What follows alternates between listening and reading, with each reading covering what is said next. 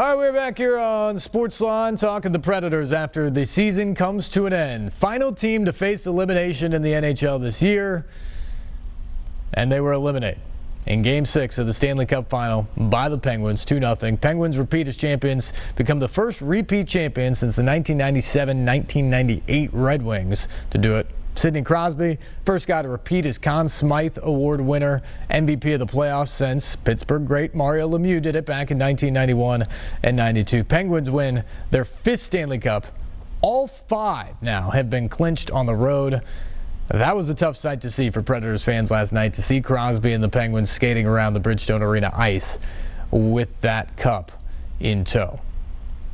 Peter Laviolette did a great job with this team throughout the course of the year, especially great job in the playoffs, managing those injuries, using the versatility of his lineups to find the right combinations throughout. Just came up short in the final series against the Penguins, but Peter Laviolette spoke with the media after Game 6 last night. Peter, I know at a time like this, it's really hard to have any sort of perspective as you're, processing what just happened. But once this sort of settles a little bit, what do you want your group to take out of the experience that you gained throughout the Stanley Cup playoff run? Well, first I'd like to congratulate the Pittsburgh organization.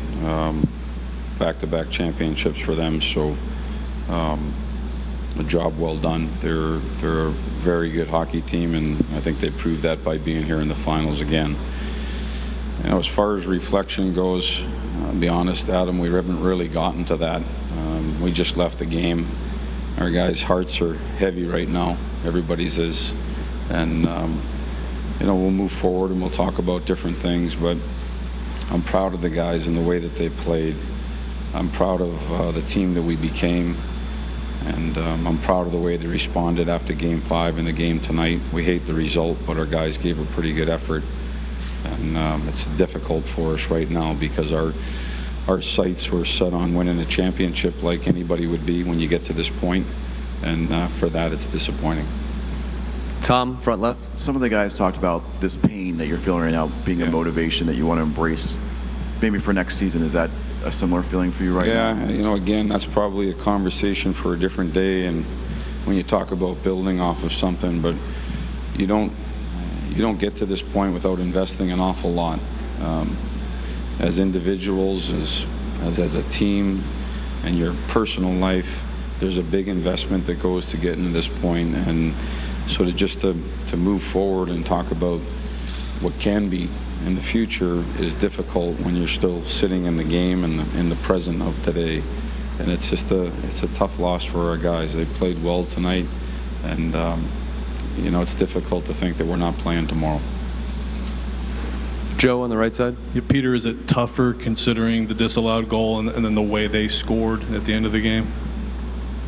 Yeah, I mean, it's it's difficult. It's more difficult.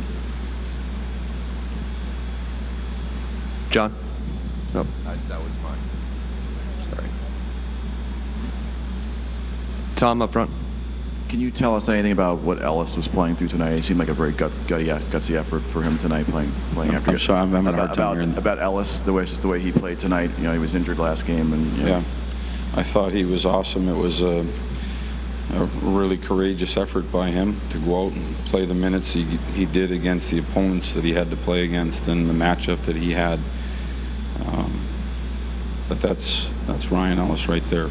He's banged up pretty bad. A lot of guys are banged up, but his injury was pretty serious, and it was a gutsy performance by him. I thought he played really well. I think we'll get into that, to be honest, and we'll go through things on a player update and let out some information of some things that maybe were happening. Do a couple more in the middle there. Coach, no goals in the last 2 games for your team. Can you talk a little bit about if that's Matt Murray or what exactly it was that prevented you guys from scoring in the final 2 games? Well, tonight, I mean, you're talking about 2 different games, I feel. Game 5, we weren't good. We were all admitting that. There was no sugarcoating it. We needed to be better. I thought we were a lot better tonight. Tonight we probably had 25 chances. A lot of them were good chances. We hit the post 3 times. It didn't go for us. And he did play well in net. I thought their goaltender was very good. And, it didn't drop. But it's hard to lump Game 5 in with Game 6. And Game 5, we didn't generate much. Tonight we did generate a lot. They just didn't go in. Last question on the right, Joe. Yeah, Peter, you said you were proud of what this team became over this run. What did this team become in the last couple of months? Well, I said, I've told you guys from early on that when we got together, I think we were figuring things out as a group. And I remember somebody asking me back in October about our team, and my response was, well, we don't have to win a championship in October. What we need to do is we need to build and grow together as a team. We need to get stronger. We need to work on our game on the ice. We need to figure out where everybody fits in on this team. And we need to come together and continue to get better as the season goes on. And I think that's exactly what we did. We played our best hockey at the end of the year. We played excellent through the playoffs. If we were going to take one game and only one game back, it would be Game 5. And in Pittsburgh, where I don't think we played very good, they played a very strong game. We didn't play a strong game. So inside of a playoff series that goes over 20 games, you have one game that you don't like, so that just talks more to the strength of our team and how we played down the stretch in the regular season and how we played through the playoffs. So there was definitely growth to our team from where we started into who we became and who we are. I'm really proud of the guys. Peter Laviolette after the game last night. Predators eliminated in the Stanley Cup final in Game 6 to the now two-time champion Pittsburgh Penguins. He talked about it. What a remarkable run, and the fact that there was really only one game where they were disappointed in the effort, and that was Game 5 in Pittsburgh. Everywhere else, every other round, the effort was there. Execution, Game 5 in St. Louis, maybe not great. Game 2 in Anaheim, a little sloppier than maybe they wanted. But by and large, they were terrific throughout this postseason. 14 wins, 8 losses. In the postseason, playing the best possible teams in a tough road, too. We talked about the lineup issues for the Predators because of the injuries, but think about the teams they had to play. You're talking about the top seed in the West, Stanley Cup favorite Blackhawks going into the postseason. You've got the team that was the hottest in the NHL in the second half of the year in the Blues in the second round. Then you've got the Pacific Division champion Ducks, a team that was just phenomenal down the stretch. I think they had 2 regulation losses in like their last 28 games or something like that. And then you face the defending champions out of the East in the Pittsburgh Penguins. It was just knockdown, drag-out fight after another. A nearly impossible road. And oh, by the way, when you're doing it from the last position like the Preds were, you're on the road with no home ice advantage in any of these rounds. And yet they almost got it done. Just kudos to them for going through and really battling. And one guy that battled as hard as anybody throughout is Ryan Ellis, Predators defenseman, who was terrific throughout the course of the season. Very good in these playoffs, especially early. He was struggling with some things late. Obviously got hurt in Game 5 in Pittsburgh, had to leave that game, and by pretty much all guesses was not going to be able to go last night in Game 6. He not only goes, he plays, and he plays hard. And you heard Peter Laviolette talk about him there. He was limited. He was going through something in a bad way, but managed to be an effective guy last night on the ice for the Predators somehow, some way. Ryan, at his locker stall after the game, speaking with reporters, clearly understood the disappointment of the moment and being so close yet being so far. Here's Ryan Ellis after the game. I'm not going to comment on that, but it's disappointing to say the least. PK was just saying that you kind of need to embrace this pain that right now could maybe motivate you next year to get back to this point. Is that the feeling you're? Yeah, I mean it sucks. This isn't fun. You come all this way, you play an extra 2 months, and for really nothing. So I think that's probably a good way to look at it. You accept what kind of the feeling in this room is, and we were right there. Accept it, and I mean, for now and next year we got to work to get that home ice. I mean, we fought it off for 3 series, and So, I mean, next year you look at it, we could have done so many different things throughout the season to climb those standings, and I think this group learned a lot about itself and the capability we have in this room. So next year is another opportunity for us to prove ourselves. Ryan, the last 2 games, held another goal. Was it Murray? Was it what they were doing in front of him? What do you think led to the lack of scoring the last 2 games? Well, we scored a goal tonight, to be honest with you. Hit a couple posts. I mean, give their goalie credit, give that whole team credit. They just won it all. They found a way, and so give them a lot of credit. But I mean, whether it be us or them, it just wasn't enough. Is it too raw to appreciate anything that's happened in the last 2 months? No, I mean, you can look at it from that way too. I mean, the 16th seed, we're supposed to be out in the first round. Everyone wrote us off, and this group believed in ourselves all the entire playoffs, no matter who we were playing. And if we didn't prove a lot to the people outside this room, I think we learned a lot about each other and about ourselves and what we're capable of. So next year, we expect a lot from this group, and it was a great ride.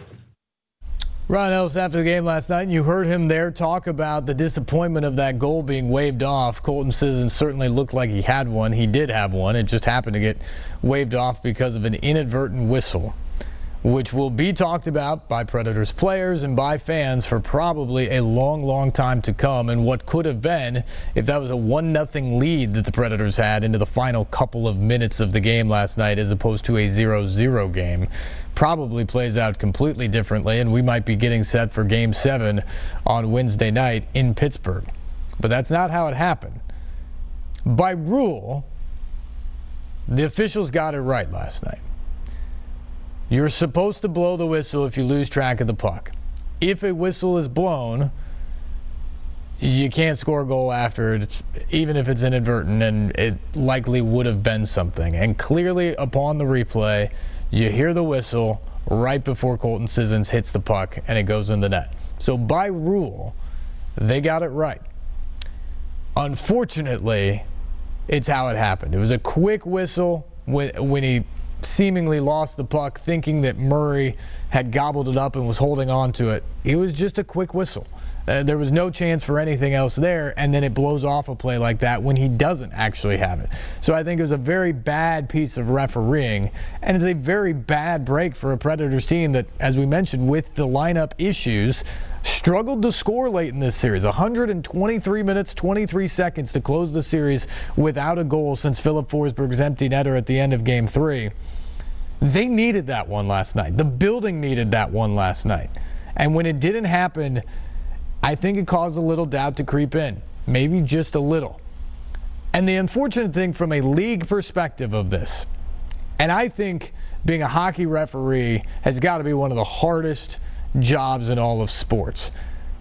But just from a simple rule perspective, this is a league where we criticized after Game 1 the fact that you have replay review for goaltender's interference, which nobody's really figured out exactly what that is, but also offsides.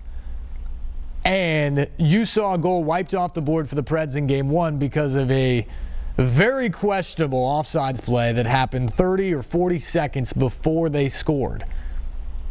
And you see that all the time in hockey, where you go back and you use replay for something that is totally irrelevant to the play. And in that case, in Game 1, Philip Forsberg's skate probably was off the ice, which meant it was offsides, but I don't think it was conclusive, and it took 4.5 minutes to do. Anything that you need 4.5 minutes to look at multiple replays for is not conclusive, and I don't care what sport you're talking about. And to take something off that was irrelevant to the play to begin with, that's a bad look, NHL. You know what also is a bad look is when you have a mistake like that last night that caused a goal, and goals are not free throws in the NBA. They're not layups. These things are few and far between in the Stanley Cup playoffs, as tight as things are. Your officiating mistake takes a goal off the board, which, if you can go back on replay, you see it. The only alternative was Colton Sissons was going to score. There was no one near it that could have made a play. There was no chance Murray was stopping it. Colton Sissons was going to score, and he did, except for there was a whistle. The idea that replay can go back and look at something 45 seconds earlier on replay for offsides and take away a goal, but can't go back and fix that, is terrible. And unfortunately for the NHL, which is a great game, and the Stanley Cup playoffs are awesome, those two things are big talking points out of this series. We'll see if they make any adjustments, but unfortunately for the Preds, in a series when they needed every break because of their lineups and the injuries that they suffered, they had two very, very bad breaks go against them in wiping goals off the board in what games that ultimately turned out to be losses. We got to take a break. We will come back. More SportsLine on the way after this on News Channel 5+.